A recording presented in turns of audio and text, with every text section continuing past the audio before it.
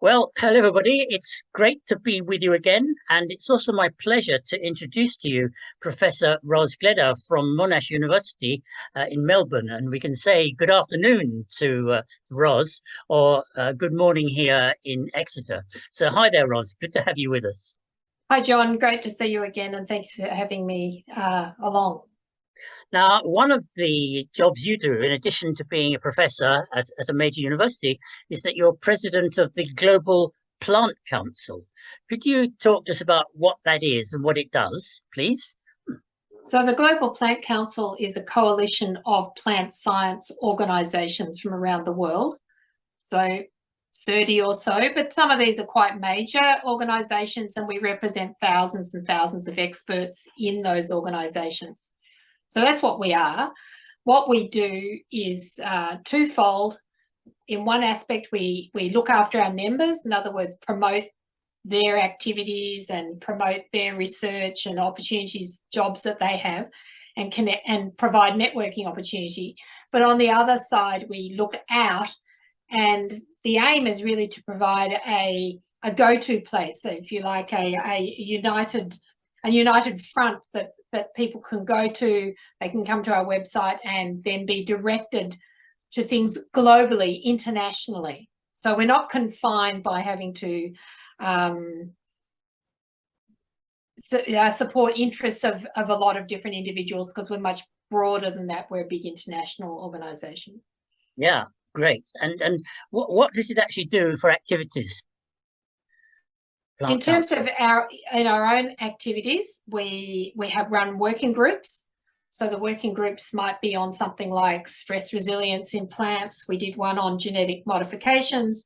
We're in the process of having one on access and benefit sharing, which is how the digital sequence information that we all share and use in our bioinformatics may get tied up in things like the Nagoya Protocol and make it very difficult to share data. So that's the current one we're working on. So that's one thing we do. The other thing is that every year we run a workshop, and this year the workshops we ran two, and they're around the digital sequence information aspect. And I guess one of the features that I'd be interested in is do you enable data sharing with less developed countries, with the lower middle income countries? Is that part of your remit? Yeah, so what we've done with our website, for example, is we've done a lot of work on the back end so that it's quick to load when you've got poor internet connection. And that sort of thing is really important for less affluent countries. Yeah.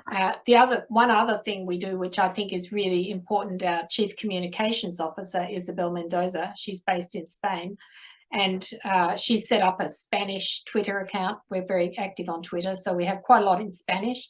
We have Spanish and English webinars, and we would like to expand that to other languages.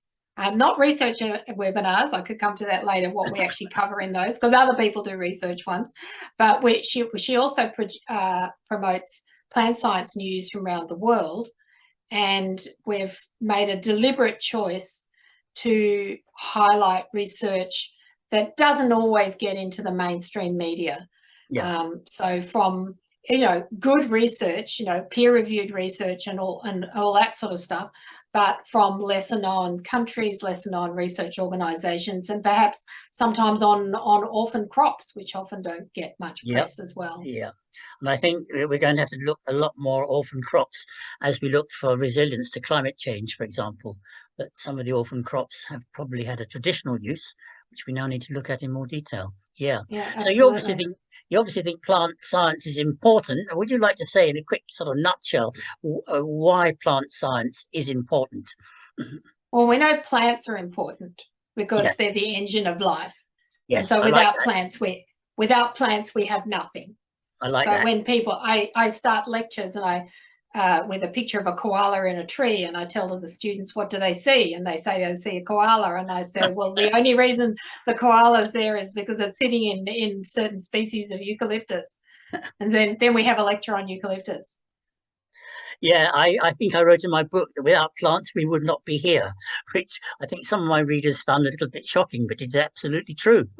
It is absolutely true. So that's the first thing. So I always tell the students in careers options, why study plants? And I always say, well, you know, they're useful.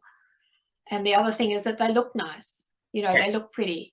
And I don't think we should underestimate the amount of pleasure and joy that we can get out of plants and out of flowers, and they're extraordinary adaptations, you know, quite apart from them being food and habitat for all the animals in the world.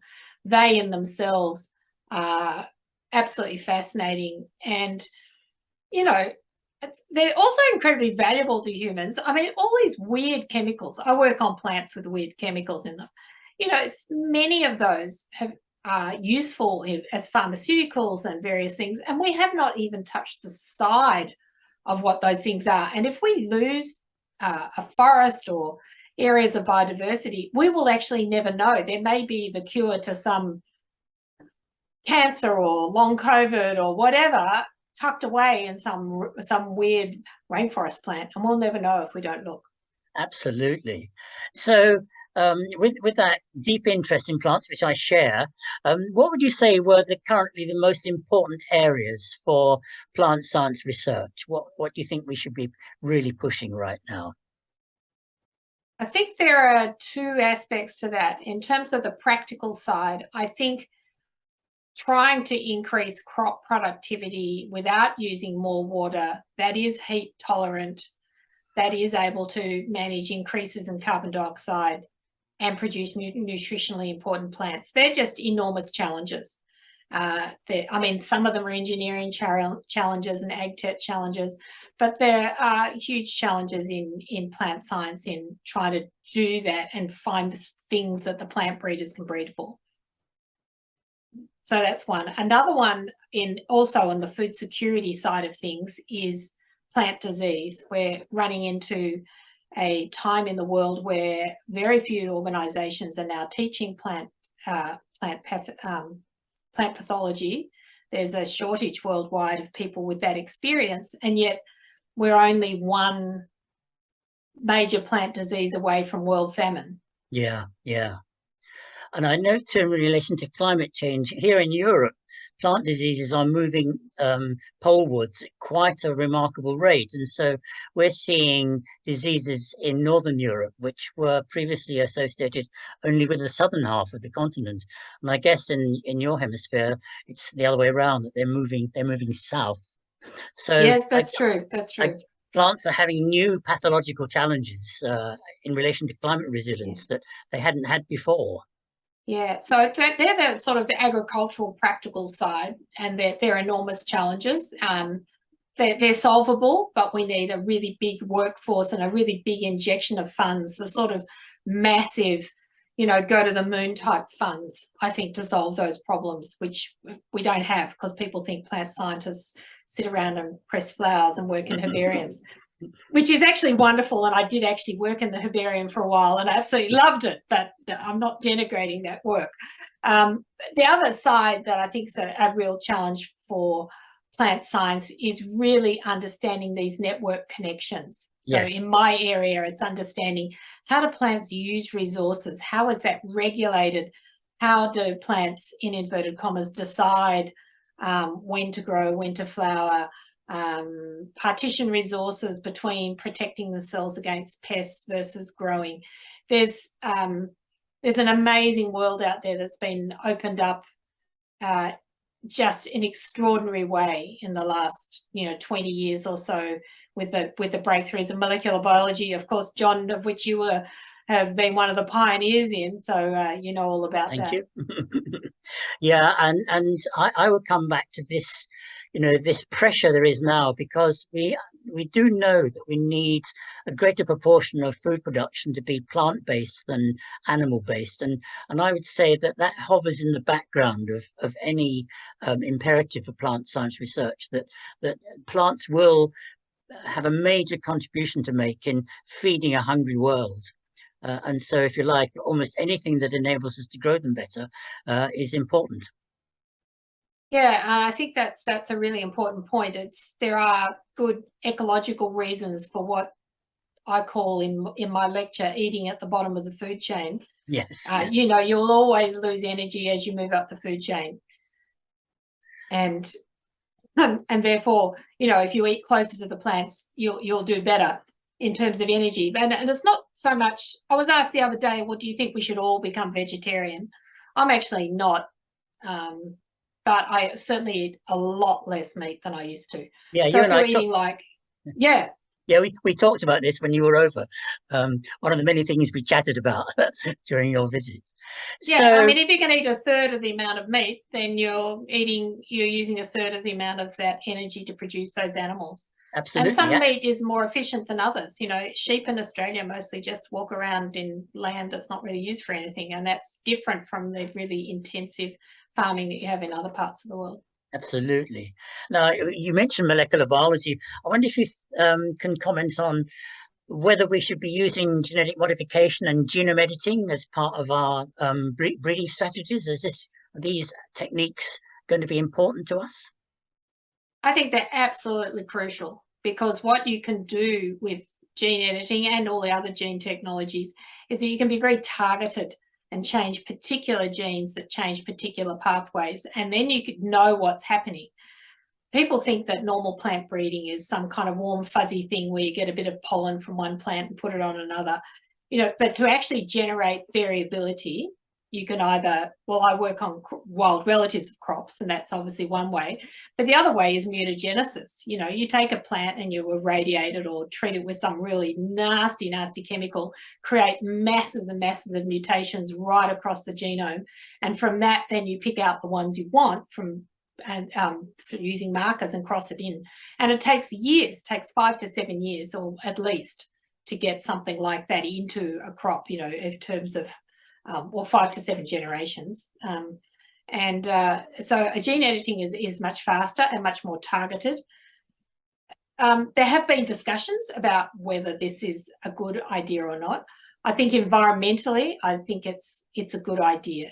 I think there are lots of things we can do that make it better. But some of the early things, you know, using antibiotics for markers and some of the other strategies were not good strategies to start with in the long term. And those things aren't used anymore. That's right. So we can't judge GM today on the way they did GM in 1985, you know, about 2 years after it was invented. That's absolutely. There was a remarkable paper in Science last week showing that they had improved photosynthesis in soybeans to give in some strains, a 25% increase in yield, which is absolutely remarkable. I had a Twitter discussion with one of the authors yesterday, and he was saying, you know, this is the sort of thing we should be aiming at, that plants are more productive on a given area of land if we're going to use them to feed the world. Really remarkable science, and that was done by genetic modification, which sadly some green movement people have been a bit against. But I think that needs to be swept aside. I think we do need to bring genetic modification into our into our armory for plant breeders. I think it's going to be important.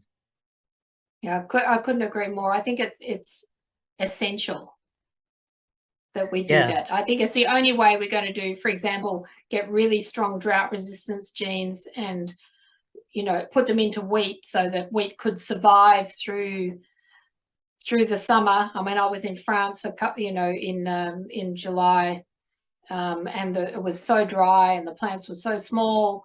And, you know, if you had the ability to have some sort of tolerance there so that it could have regrown when the rains came, I mean, there's all kinds of things that we could play with, and tweaking photosynthesis. I mean, I think by and large people don't realize that the solutions that plants and animals have come up with are based on what the tools they had available to them, and they're not perfect.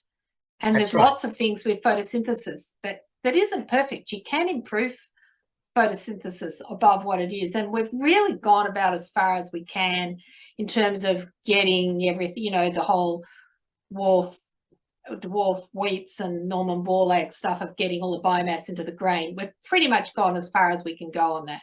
Yeah. And we really need some other novel strategy if we're going to feed everybody. And that was a novel strategy back in the 60s. We need a similarly novel strategy now. Absolutely. My own feeling is that we must give the plant breeders all the tools they need in their box of tricks to enable us to improve plant productivity. So that's and one great. more on that, we need more plant breeders too. We need more plant scientists, full stop. We do need more plant scientists. There's no question, there's not enough. Absolutely. We need jobs for them too. So, well, thank you for that, Ros. Have you anything else you'd like to say before we wind up? Well, I think one of the things that has been in the public domain recently in the scientific world has been a discussion of just diversity and equity and so on. And I just think that it's important that we address those things. So Global Plant Council have a statement on that. You can do that statement. But I think what we need to recognise is that these complex problems that we're facing, they feel intractable, and we can't afford to alienate any group or any nationality or any linguistic group. We need absolutely all hands on deck to solve these problems. That's great. So that's, the the brotherhood and sisterhood of humankind works together. Absolutely. Works together to look after each other. That's great. I love it. Yeah. Well, thank you so much.